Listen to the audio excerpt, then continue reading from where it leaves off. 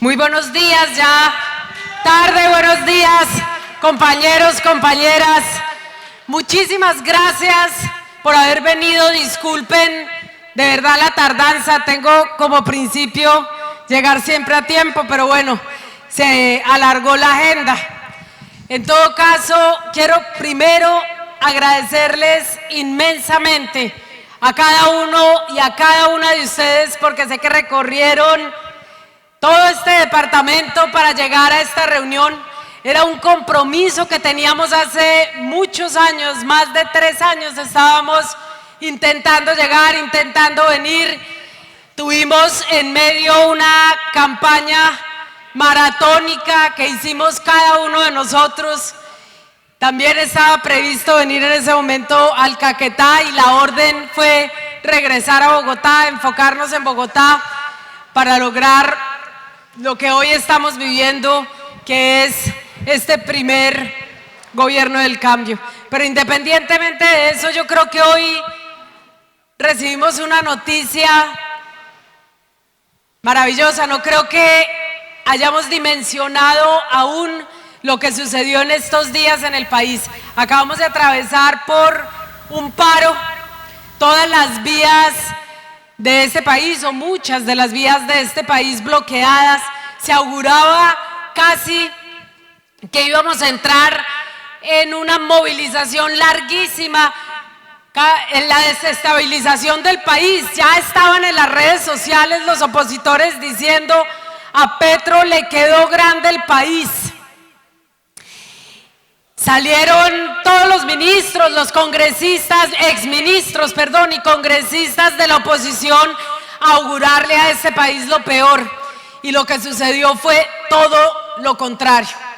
En un tiempo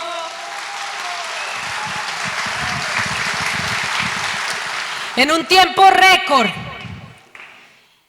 de unos pocos días, se demostraron varias cosas. Primero, que el espíritu de este gobierno es el diálogo, pero además el diálogo con las bases, que nosotros no nos sentamos solo con los poderosos, que nosotros por supuesto establecemos un diálogo con ellos, pero que nosotros nos debemos es al pueblo. Y por eso el diálogo principal fue con las bases camioneras de este país, para encontrar los problemas que ellos, para encontrarle solución a los problemas que ellos tienen, para buscar una ruta, una salida, y que no es sacándole los ojos a los jóvenes y mutilándolos, y que no es estigmatizando a la población civil, y que no es sometiendo al pueblo al hambre como se encuentran las soluciones a los problemas. No, es mediante el diálogo y la concertación. Aquí no hay estigmatización a la protesta, vengan de donde vengan, y aquí el diálogo es lo que priman, y por eso en 3 días se logró encontrarle una solución a este paro camionero, muy distinto a lo que se hizo en el pasado. Hoy teníamos que hablar de transición energética, y ese era el sentido de la Escuela en Movimiento que estamos impulsando. Pero evidentemente el curso y el derrotero de los hechos de esta última semana nos lleva a hablar de muchas otras cosas, y poder tener un diálogo franco y un diálogo abierto con cada uno de ustedes, con cada una de ustedes, para decirles qué es lo que está sucediendo en estos 2 años, hacia dónde vamos en los 2 años que vienen, los retos inmensos que tenemos para que el pueblo pueda seguir participando en su gobierno, es decir, para que tengamos una democracia mucho más sólida y mucho más profunda. De alguna manera, la sociedad se ha mantenido en la periferia de la democracia. La gente ha estado esperando por poder hacer parte del Estado y poder hacer parte del gobierno. Y este es un gobierno que tiene como principio, ya se los dije, un diálogo con su población y con su sociedad. Nosotros no nos olvidamos de dónde venimos, y tampoco nos olvidamos de hacia dónde vamos. Realmente el presidente lo ha dicho hasta el cansancio: se requiere más de un solo gobierno. Requerimos darle continuidad a todo aquello que hemos iniciado.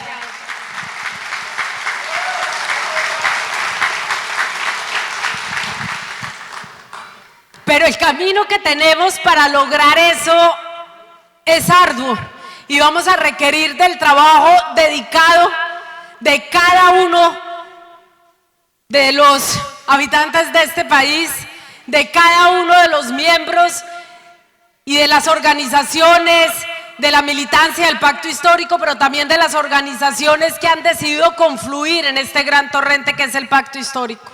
Y vamos a requerir muchísimo trabajo, porque hoy tenemos que enfrentar múltiples retos. Por un lado, es cierto que el gobierno tiene que acelerar el ritmo, que hemos cometido errores, eso es cierto, pero también es cierto que hemos logrado muchísimo.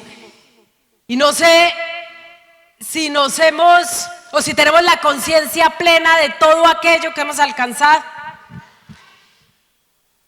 Si nos ponemos a mirar, no solamente poner en el centro de las discusiones de este país problemas que eran nodales, como por ejemplo la reforma a la salud, como por ejemplo el hecho de que millones y millones, más de 3 millones de adultos mayores no tuviesen absolutamente nada para vivir y que además tuviésemos un montón de gente que trabaja y trabaja, que labura todos los días, que camella todos los días, pero que al final de su vida no puede ni siquiera tener un mínimo de estabilidad.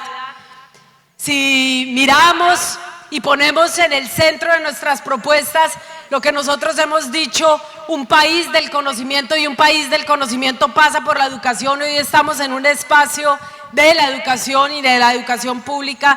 Yo quiero contarles alrededor de todo esto qué es lo que hemos hecho, pero además qué hemos hecho nosotros en particular, quienes estamos también en el Congreso de la República. Lo primero es que con muchísimos esfuerzos, y yo tuve el honor de presidir muchas de las plenarias, la gran mayoría de las plenarias para que se lograra una reforma pensional, que hoy corre un riesgo enorme, pero ahí está siendo evaluado por las demandas ante la Corte. ¿Qué pasaría en este país si esos 3 millones de adultos no reciben lo mínimo de dignidad para vivir? Pero con muchísimos esfuerzos logramos que se diera el debate en el Congreso de la República y hoy tenemos una reforma pensional. Y yo creo que es deber de todos, las mujeres, los hombres, nuestros mayores y mayoras, nuestros abuelos y nuestras abuelas, salir a defender lo que ganamos en el Congreso de la República. Tenemos que salir a defenderlo porque estamos hablando de la dignidad de generaciones y generaciones que hoy tienen derecho a una pensión digna. Sacamos adelante la gratuidad en la educación superior. Ese proyecto de ley lo presentamos en plena campaña presidencial por mandato de las organizaciones estudiantiles. Presentamos ese proyecto cuando ellos hablaban y se acantonaban acampaban en las universidades pidiendo matrícula cero en el momento de la pandemia, cuando no había con qué pagar la matrícula, cuando la gente decía, bueno, voy a comer o le pago la matrícula a los jóvenes. Pues muy bien, acogiendo ese mandato, presentamos ese proyecto. Nos dijeron que no, que solamente que excluyéramos ciertos estratos, es decir, nos pusieron toda una serie de condicionantes, pero al final, y a pesar de que el ministro Alejandro Gaviria en una reunión conmigo me dijo que no era viable la gratuidad en la educación pública, cuando llega el ministro Bonilla, cuando llega la ministra Aurora, cuando se da ese relevo, ese primer relevo en el gabinete, logramos sacar adelante la gratuidad en la educación superior. Y hoy por lo menos, porque tenemos que avanzar mucho y ya hemos radicado la reforma a los artículos 86 y 87 para empezar a hacer una reforma estructural de la ley 30, que es lo que se requiere en este momento. Ya los jóvenes de este país no tienen que pagar matrícula para ingresar a la universidad. Estamos en un proceso, por supuesto, de ajuste, de progresividad, pero lo cierto es que las matrículas en las instituciones de educación superior pública hoy son gratis y los jóvenes pueden construir un proyecto de vida. Y yo creo que eso es profundamente transformador en un país donde la gente a duras penas sí podía estudiar. donde la gente tiene que endeudarse. Hoy hemos saneado casi todos los créditos leoninos y hay todo un plan de saneamiento de estos créditos en el ICETEX, del endeudamiento de los jóvenes pobres en el ICETEX para poder estudiar en la universidad.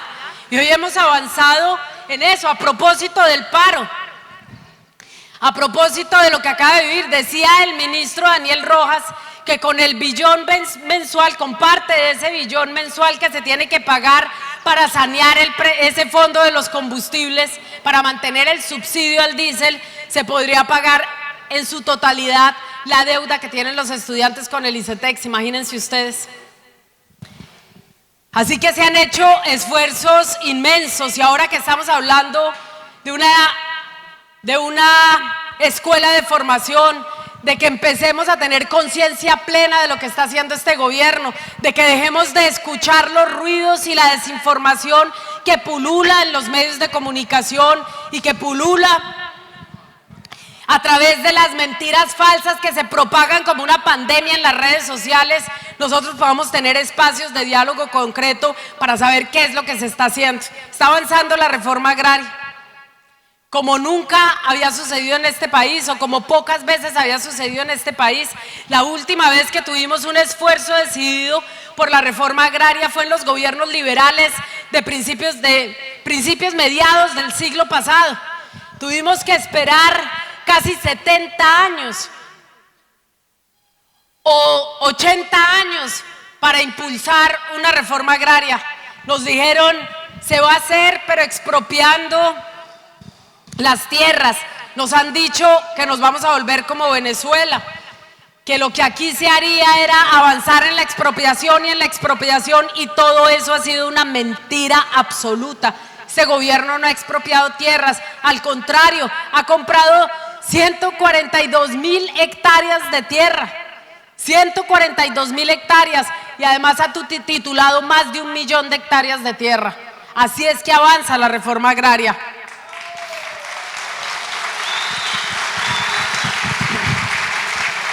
Cuando los campesinos y campesinas pueden ser dueños de la tierra, cuando las mujeres pueden ser titulares y pueden ser dueñas de su propia tierra, no cuando tenemos un pueblo que solamente es jornalero y solamente es trabajador, sino cuando puede producir alimentos en este departamento, a pesar de que tiene tierras fértiles, a pesar de que sí es la puerta de la Amazonía, a pesar de que existe una inmensa biodiversidad, la mayoría de las tierras son de los ganaderos. Lo que más se produce es ganado, no se producen alimentos.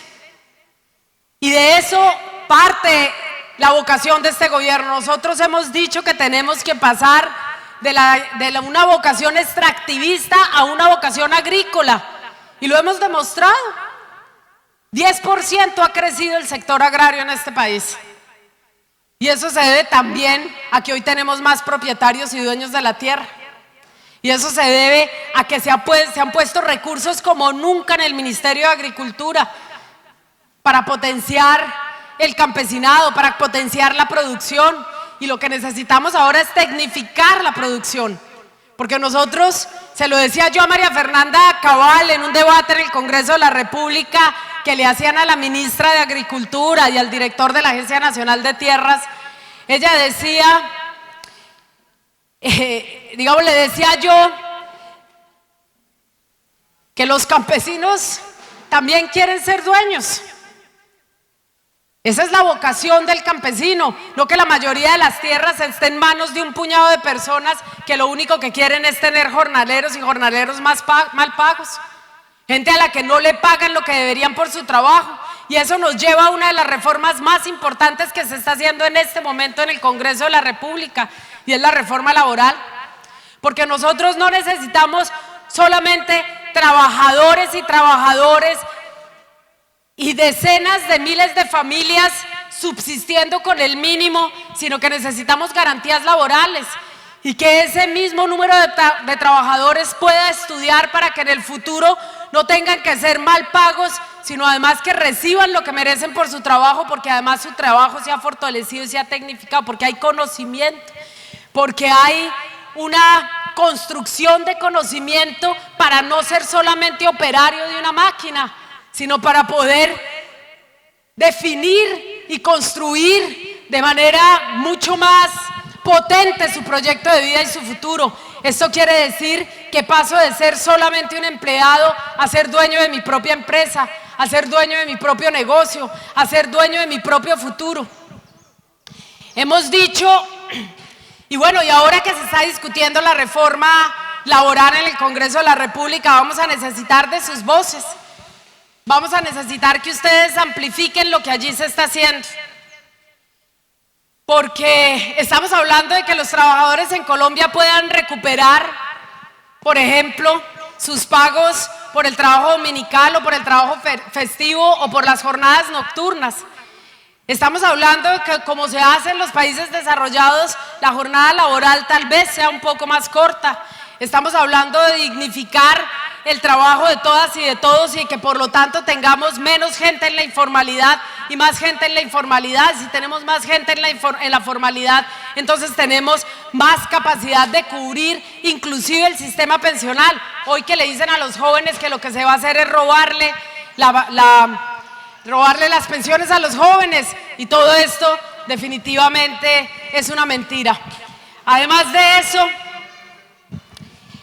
hemos logrado que en un país de violencias, no sé si ustedes han oído por estos días en Europa, un caso que está resonando, y es el caso de esta mujer que fue drogada hasta quedar inconsciente por su esposo y fue violada durante 10 años por más de 100 hombres.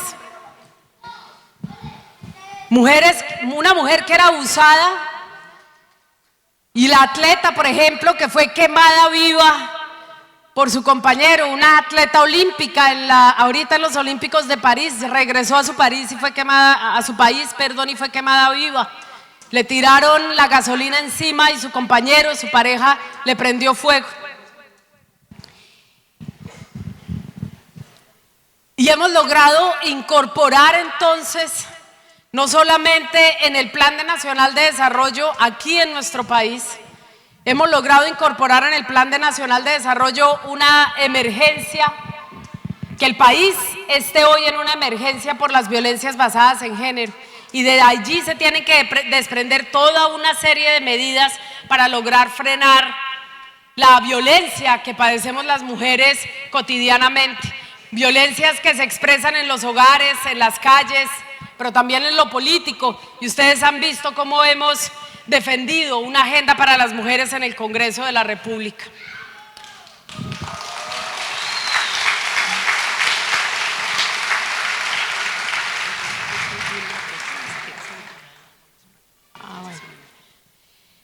Ya me están diciendo que llegó la profesora y entonces no nos vamos a quedar con las ganas de hablar de la transición energética. Pero lo cierto es que nosotros y nosotras en particular, las mujeres, queremos inaugurar en Colombia y en América Latina un tiempo para las mujeres. Queremos que esta sea también una sociedad para nosotras. No solamente queremos ser dueñas de la tierra, queremos vivir en espacios seguros y tranquilos. Queremos poder ejercer nuestra maternidad con tranquilidad, con seguridad. Queremos hogares seguros, queremos calles seguras, queremos poder acceder a la educación, queremos poder participar en igualdad en la sociedad colombiana. Pero bueno, ya hablaremos de la transición energética, entonces no me voy a meter allí. Pero todo esto es unas pequeñas pinceladas, pequeñas porque hay mucho más de lo que se está haciendo, de todo aquello que se está logrando. Y lo cierto es que el país está cambiando. El país está cambiando porque entiende cosas sencillas, que es posible algo que parecía un imposible desde el Frente Nacional o desde la independencia, que es la alternancia de poder. Por primera vez llegó la izquierda al poder y los poderosos están incómodos con eso. No saben qué hacer, no saben qué hacer, no saben qué hacer para volver. Están como los despechados del poder, haciendo lo posible para poder volver. Y nosotros estamos seguros de que al cabo de 2 años, los resultados van a ser tan irreversibles que Colombia habrá cambiado para siempre y que tendremos la posibilidad de seguir adelante con este proyecto de cambio.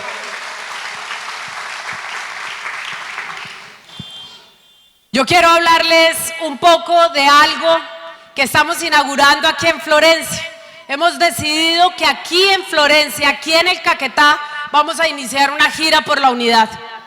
Hemos invitado de manera amplia a todos los sectores sociales y políticos a que nos acompañen con 2 objetivos: la unidad al interior del pacto histórico, la unidad al interior de las fuerzas políticas y sociales que componen el pacto histórico, porque es la única forma de que ese proyecto en el 2026, este proyecto en el 2026 pueda tener continuidad. Y yo quiero solo plantearles un panorama. Nosotros ganamos 20 curules en el Congreso de la República con 2.800.000 votos.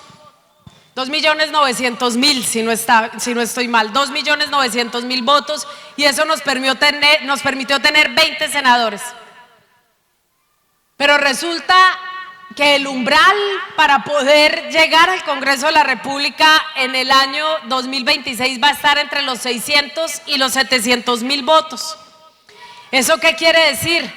Que cada uno de los partidos políticos y de las fuerzas sociales que entran dentro de los partidos políticos tendrían que tener aproximadamente 700.000 votos, y eso nos lleva a más o menos entre 7 y 9 millones de votos en total.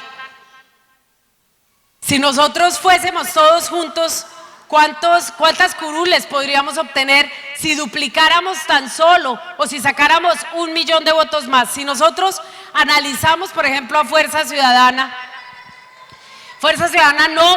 no entró al pacto histórico, y con la votación de Fuerza Ciudadana, que si no estoy mal estaba en los 450.000 votos, hubiésemos tenido 4 o 5 senadores más, y hemos padecido hasta lo imposible por un voto para pasar, por ejemplo, la reforma pensional, que es la que pasó.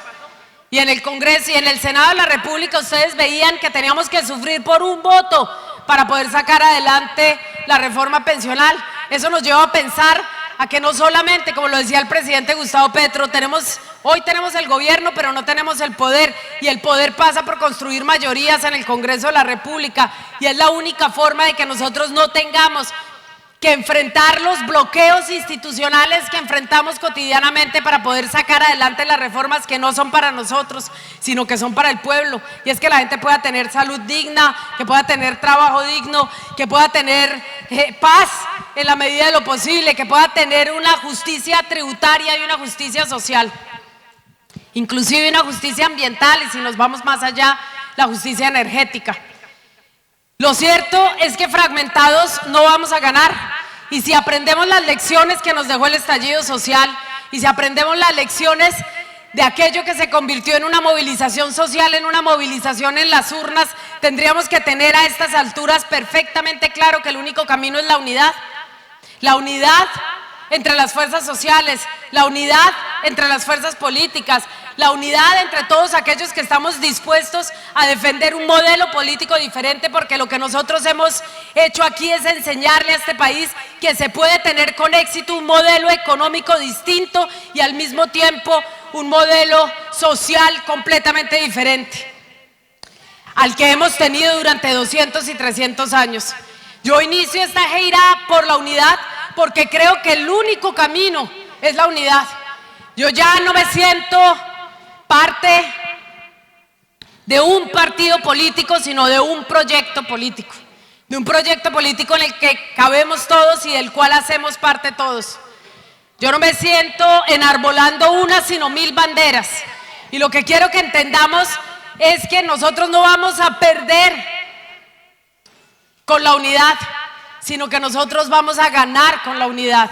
Que no tiene sentido nuestra historia de fragmentación, que la izquierda y el progresismo no tiene por qué andar por los caminos de la fragmentación, sino que somos capaces de construir un proyecto unitario. un proyecto común en el cual hacemos parte todos, y si no, tristemente estamos repitiendo la historia. El último gran espacio de concertación lo lideró mi padre, Carlos Pizarro León Gómez, cuando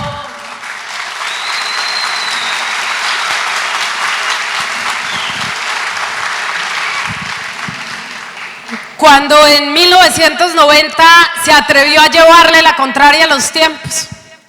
En este país todo el mundo se armaba, menos el M-19. El M-19 decidió andar los caminos de la paz y le propuso a Colombia una salida completamente distinta. Y a pesar de que el acuerdo político se hundió en el Congreso de la República, como parece ser tradición en este país, que se incumplen los acuerdos, que se le incumple a la paz y que se le incumple al pueblo. Y por esa tradición de incumplimiento lo único que hemos sembrado es una profunda desconfianza. Y a pesar del incumplimiento y de que él fue asesinado en 1990, el M-19 con su alianza democrática logró ser la tercera fuerza más votada en la Asamblea Nacional Constituyente, que fue el último espacio de concertación.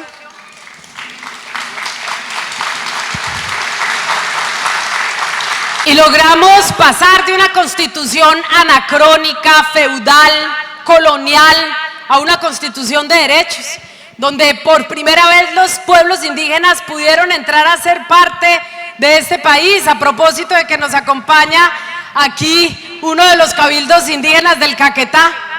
Fue en 1990 que fueron reconocidos integralmente como parte de la sociedad colombiana, como parte integral de este país, como sujetos de protección, como hoy lo son los campesinos, también gracias a este gobierno, que el campesinado es reconocido como un sujeto de especial protección.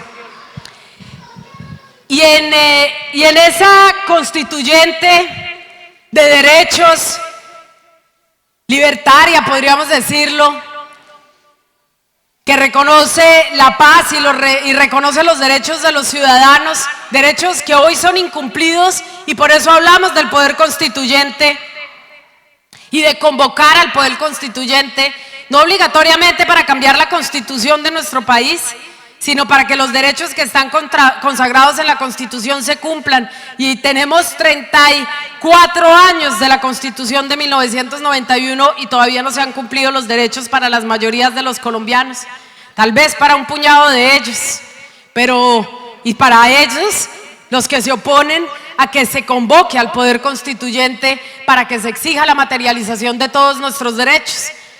Y ese fue el último gran espacio de concertación.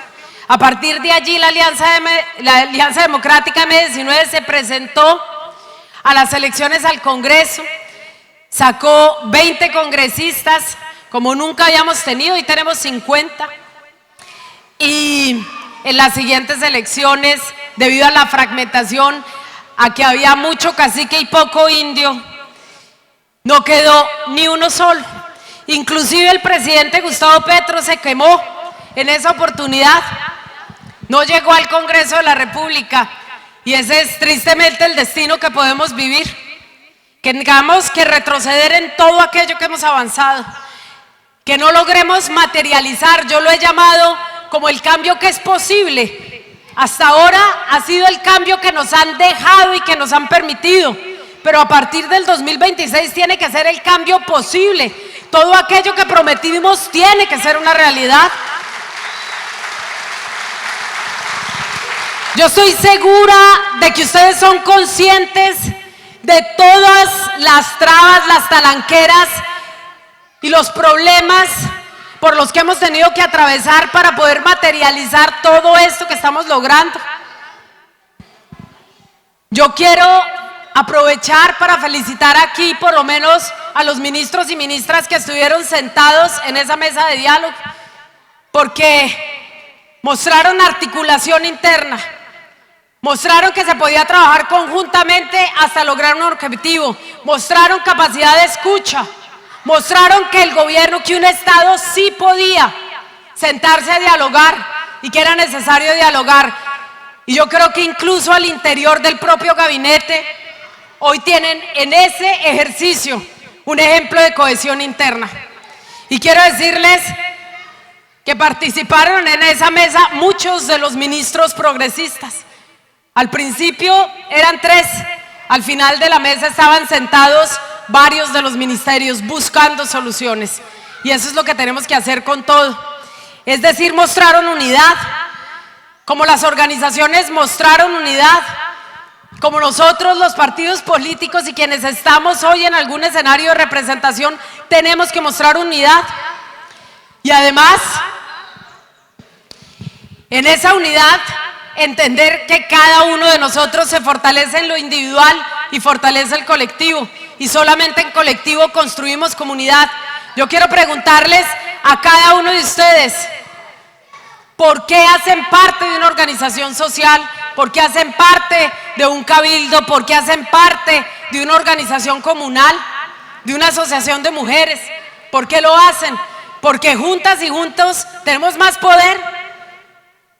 Nosotros no podemos tener a las asociaciones, a las organizaciones fragmentadas, al poder por un lado y al poder político por el otro.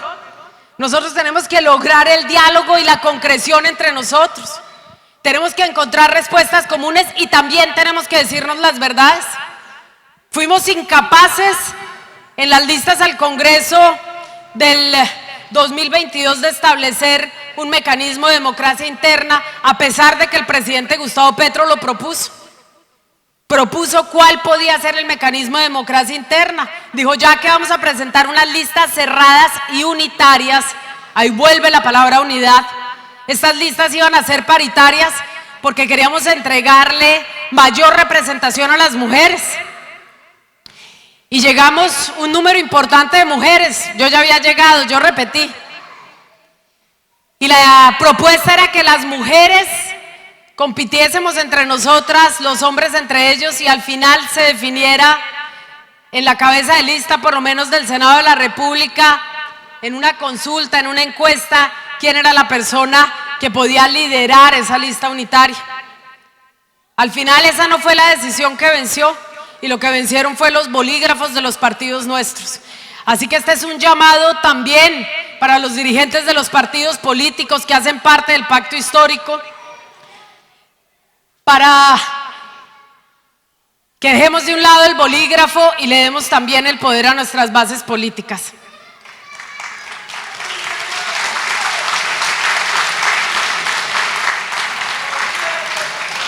Para que seamos más de lo que hemos dicho ser, y es que nosotros somos pueblo. Y si somos pueblo, somos organización social. Y si somos organización social, no tenemos miedo de venirle a poner la cara a la gente. Y lo que necesitamos es a todos nuestros cuadros políticos recorriendo este país. Y yo quiero pedirles disculpas, porque el año pasado, a duras penas, sí pude salir del Congreso de la República, pero estaba ocupando la vicepresidencia y era el único espacio que tenía el pacto histórico para sacar adelante una agenda progresista al interior del Congreso. Pero hoy puedo decirles que a pesar de no haber recorrido el país como hubiese querido y como lo he hecho siempre, porque conozco cada uno de los rincones de este país, porque aquí en Florencia y en distintos municipios del Caquetá he estado en otras oportunidades, porque aquí hay una historia mía también, porque aquí en el Caquetá, en la década de los 80, en 1982, Jaime Bateman Cayón lanzó la propuesta de diálogo nacional, y fue aquí, en esta región, donde se lanzó la propuesta de diálogo nacional, que no es más que el acuerdo nacional, que no es otra cosa que ese sancocho nacional de que se ha hablado muchas veces, y es que todos los sectores de este país nos sentemos sobre la mesa a encontrarle una salida.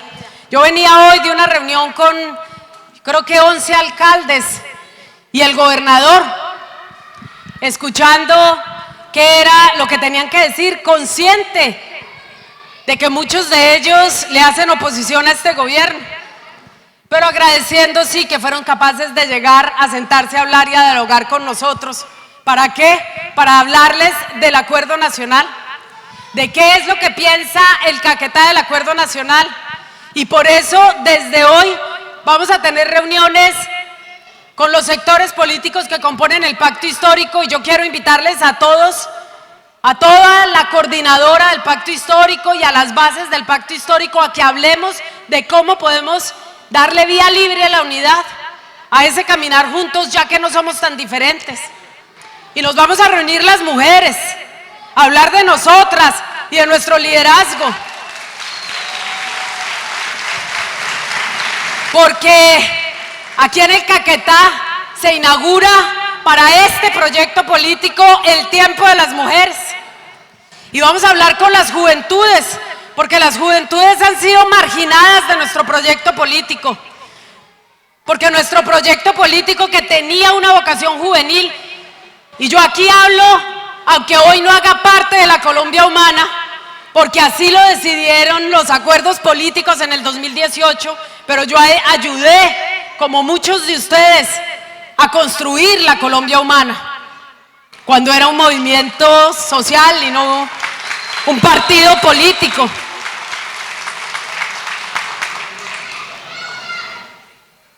Y me acuerdo perfectamente cuando en la Plaza Lourdes el presidente Gustavo Petro, justo después de que le dieran la personería jurídica, dijo: este tiene que ser un partido para las juventudes. Y yo lo que he visto son a las juventudes muchas veces relegadas de los espacios de decisión.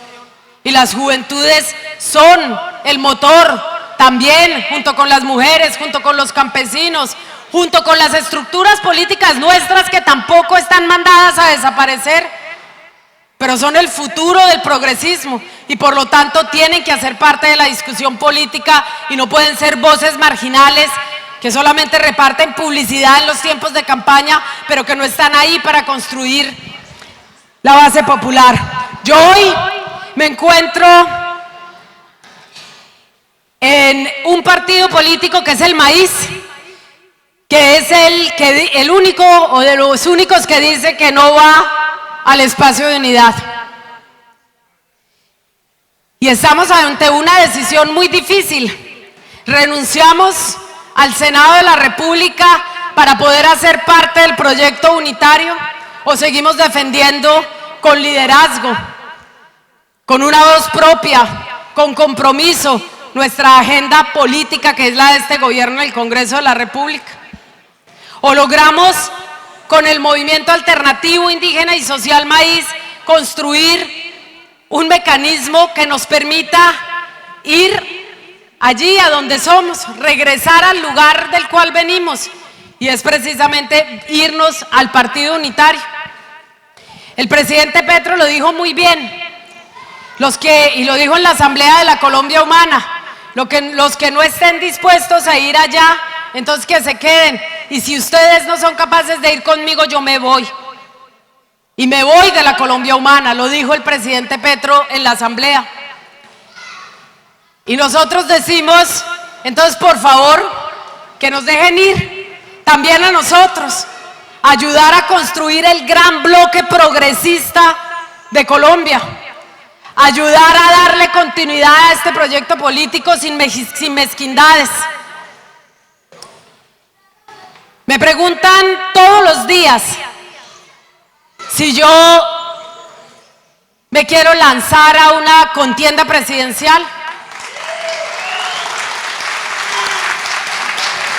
Y yo quiero decirles que el momento hoy de cualquier dirigente político del pacto histórico tiene que ser este: construir unidad, recorrer los territorios, escuchar a su gente, empaparse de gente y de pueblo para poder representarles. No es encerrados en el Congreso de la República y no es en las reuniones políticas donde nosotros vamos a encontrarle un derrotero a esto. Nosotros le vamos a encontrar un derrotero a esto con ustedes. Yo voy a estar en cualquier lugar que el pueblo decida que yo esté, pero también me tengo que ganar el derecho a representar. Y voy a estar abajo, si me toca estar abajo en el 2026, haciendo el trabajo que tengo que hacer, o voy a estar liderando un proyecto político y recogiendo la posta. Pero lo que yo no voy a hacer es escurrir el bulto y mirar para otro lado. Yo voy a estar es con ustedes y en el lugar donde ustedes quieran que yo esté. Así que hoy no es el momento de lanzar candidaturas apresuradas.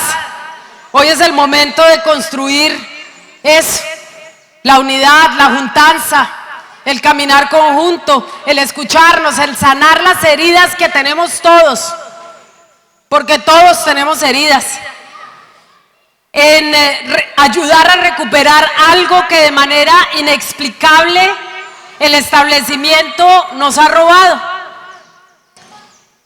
Y es que nos han robado la alegría de nuestro propio triunfo.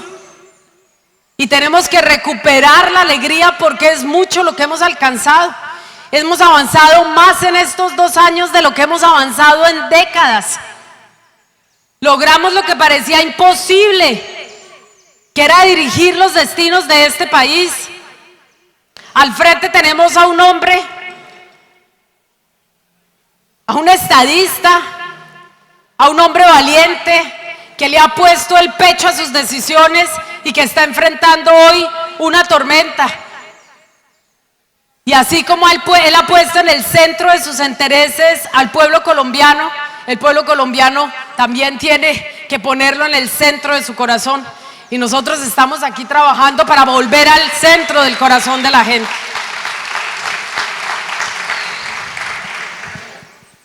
Finalmente, para poder hablar del motivo de esta convocatoria, esta Escuela en Movimiento, agradeciéndoles porque hay cientos de personas aquí reunidas, porque sé que con el miedo que teníamos de que no les dejaran entrar por el paro camionero, a pesar de eso, todo el mundo se levantó, cogió la chiva, cogió el bus, cogió la moto, y aquí están. Y yo no puedo más que conmoverme profundamente porque ustedes hayan atendido masivamente este llamado y hayan venido a escuchar. Yo hago parte del corazón de este proyecto político. Yo me hice en este proyecto político. Mi padre y mi madre fueron luchadoras de este proyecto político. Dieron su vida y su tranquilidad por este proyecto político, así como lo estoy haciendo yo hoy. Así como el presidente Gustavo Petro tuvo que despedir a su hija hace unos días, yo tuve que despedirla hace unos años. Mi hija, que tiene 24 años, es decir que yo ya no soy tan joven y las canas me delatan. Mi hija también tuvo que irse de este país y yo estoy entregando mi seguridad personal, estoy apostando mi historia, estoy entregando toda mi voluntad desde que nací, en los últimos 20 años y desde que estoy en el Congreso hace 6 años, para que todos los hijos de nuestra tierra puedan crecer en dignidad y para que nuestros hijos e hijas puedan volver, para que nunca más nuestros hijos tengan que salir, como lo tuve que hacer yo siendo una niña, porque en este país no se permitía un pensamiento político distinto. Nosotros hemos sobrevivido, y lo decía ayer, a un exterminio. Esa es la realidad. Y hemos sobrevivido porque nosotros somos los sobrevivientes. Cada uno de ustedes ha sobrevivido al exterminio. Entonces, después de haber enterrado tantos muertos, tanta gente querida, después de que las mujeres hemos hecho hasta lo imposible por mantener vivos los procesos sociales, por mantener vivas nuestras familias, por mantener viva la semilla, hemos sido nosotras. Cuando nosotras hemos hecho lo imposible por cuidar el proyecto político y el corazón de este proyecto político, sería la mayor de las tristezas que por un lado no lográsemos alegrarnos de todo lo que hemos avanzado y además darle una continuidad. Así que de aquí al 2026 nos jugamos el todo por el todo. Si nosotros no ganamos en el 2026, la situación de cada uno de nosotros, y este es un nosotros, va a ser supremamente difícil. Y vamos a ver, como lo estamos viendo hoy, el ensañamiento de las élites en contra de aquellos territorios, de aquellas organizaciones que nos dieron el triunfo. Así que nos jugamos el todo por el todo y nos jugamos la vida de aquí al 2026 para respaldar al hombre que nos dio esta posibilidad de triunfo, por la alegría que le dio a nuestros padres y a nuestras madres de vernos ganar. Les voy a contar una anécdota. Yo salí a hacer campaña, nosotros salíamos desesperadamente y llegábamos a la casa y mi mamá me decía, pero ustedes ¿para qué hacen todo eso si les van a robar las elecciones? Si no nos van a dejar ganar. Y cuando ganamos le dijimos, sí ve que sí era posible. Y yo quiero que cada uno de ustedes recuerde el día en el que ganamos y la alegría profunda que sentimos. Y quiero que atesoren ese momento en su corazón y que sea el motor de su inspiración. Y que no permitan que les roben ese momento. Yo no lo permito. Yo todos los días me levanto con la alegría de haber ganado. Y el día que le coloqué la banda al presidente Gustavo Petro, no lo hice solo, en honor a mi padre, que debería haber estado allí, en ese mismo lugar. En ese mismo espacio 34 años antes o 33 años antes, 34 porque ya vamos para 35. Sino que lo hice en nombre de todos aquellos que perdieron su vida para que ese momento fuera posible y de todos aquellos que caminaron cada uno de los rincones de este país con compromiso para que eso fuera posible. Y todos los días recuerdo ese momento. Y yo quiero invitarles a que esos momentos sean el motor de lo que tenemos por delante. Nos queda mucho por andar, compañeros, compañeras. Nos queda mucho por caminar. Apenas estamos empezando. Necesitamos 2 o 3 gobiernos para que este país cambie en su integralidad.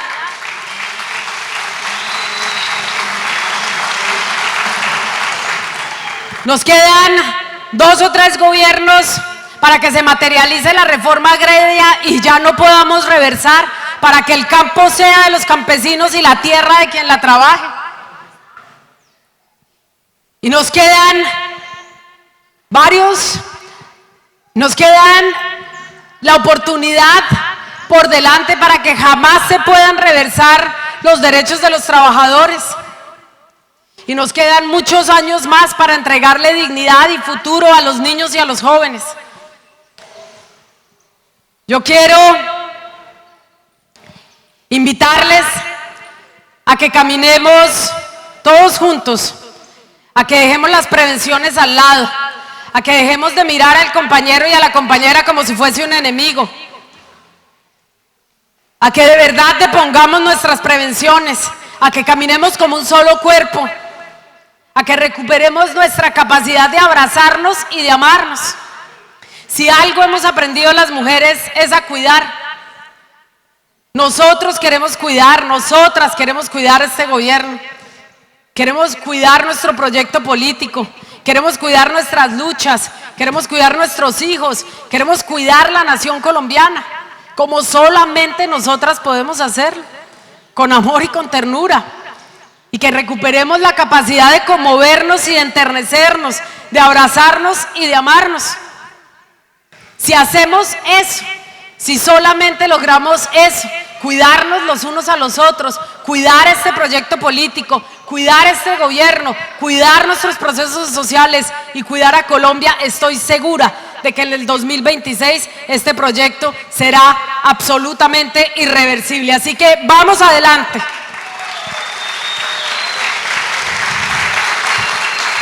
No vamos a retroceder ni un paso vamos a retroceder. Vamos a seguir avanzando y vamos a hacerlo con berraquera y vamos a hacerlo con convicción y vamos a hacerlo con inteligencia y vamos a ponerle emoción.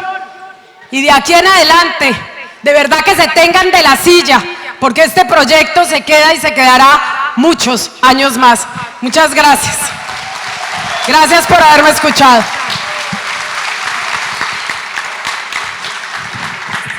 Ah, bueno.